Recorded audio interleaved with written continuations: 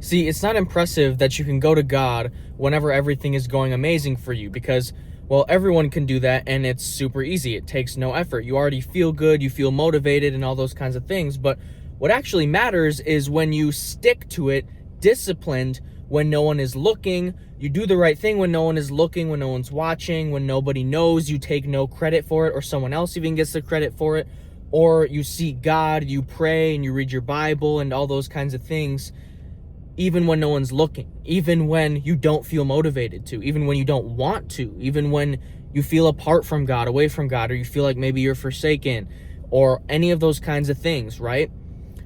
That is when it matters the most. That is what God wants you to do the most, is to go to him even when it's hard, even when you don't want to, even when you're struggling with your faith.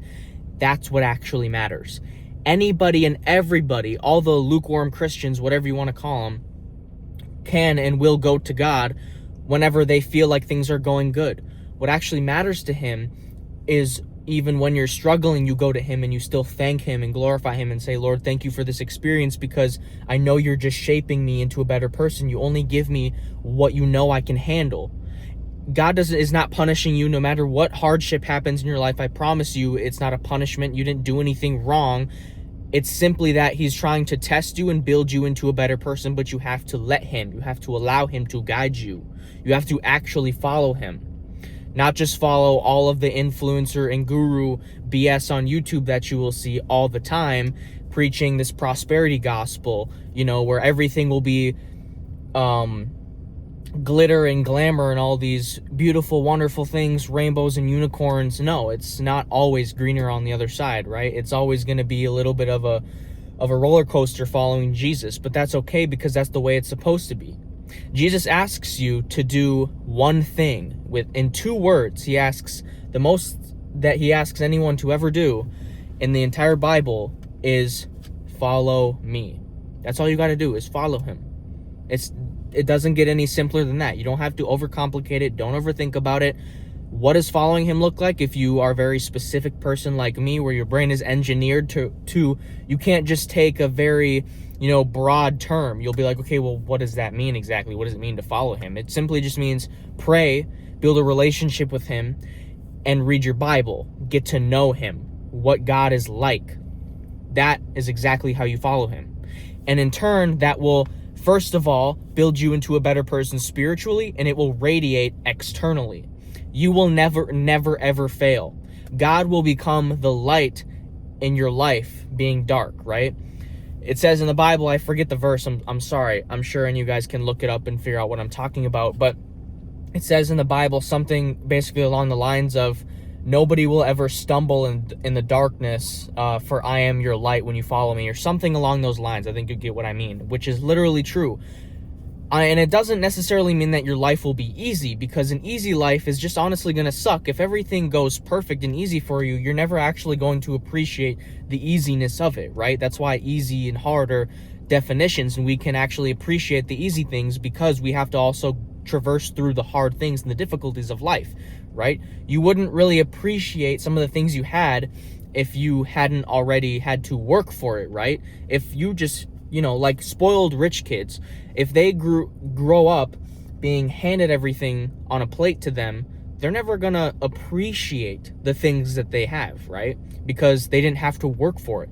They didn't have to grind for it. They didn't have to, have losses and sacrifices, mix in with it. But that's what it's all about, is learning to make the proper sacrifices for the thing that truly matters, which is your mission. And your mission is to follow Jesus, and he will guide you to wherever you are destined to be, which is amazing because your purpose, you have so much more. You can truly do so much more with your potential than you realize if you just follow God, and he will tell you exactly where to go and what to do. And it's not like you're a prisoner. Don't mistake me. Don't take my words out of context or misunderstand me. It's not that he's holding you prisoner. It's not a negative thing. It's a great thing. And you will feel truly fulfilled doing it, as I do.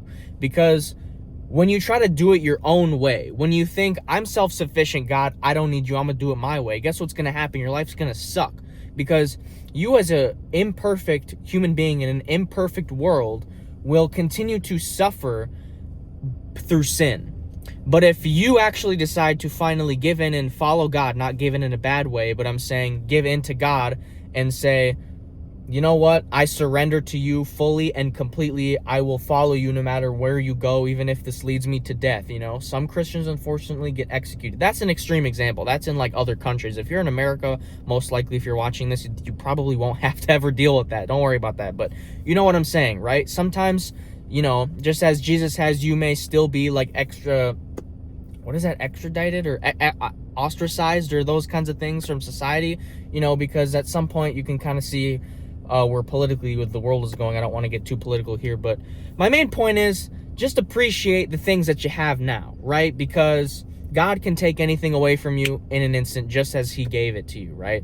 And you should appreciate that he has gifted you the breath of life, that it's a miracle that you were even born. There could be a million circumstances or reason as to why you could have been miscarried or got into a car accident earlier in life, or have you seen the movies, what is that called? I forget where like terrible, horrible series of events and accidents happen that kill people. It's like a horror thriller movies. I forget what it's called. I don't know, but you know what I mean. Just appreciate the life that you have and in God. And I'm not gonna sit here and give you some BS advice on like, oh, just go to church and you're a truly devout Christian and listen to the Pope and, you know, all these kind of be a nice person and allow everyone to do whatever they want to and be nice to everybody. That's not what being Christian about. It's not being tolerant. I'll probably talk about more about that in another video, but I'm not a influencer guru. I'm not going to sell you a course. I do have a free community, you know, with like-minded people. If you'd like to join, again, it's free. I'm not going to charge you stuff. I'm not a scammer. I'm here to just provide people with actual true meaning in life, and I want to build people up with brotherhood and stewardship, and that's what the community is about. If you like this type of content and you found it helpful, feel free to like and subscribe. I'd really appreciate it. It helps me, you know, do better about these kind of videos. And then you can comment below if you have any specific topic you'd like me to cover, or if you disagree with me, go ahead. That's fine in comments. I'd like to hear what you think. Yeah, I hope you have a great rest of your day, and God bless.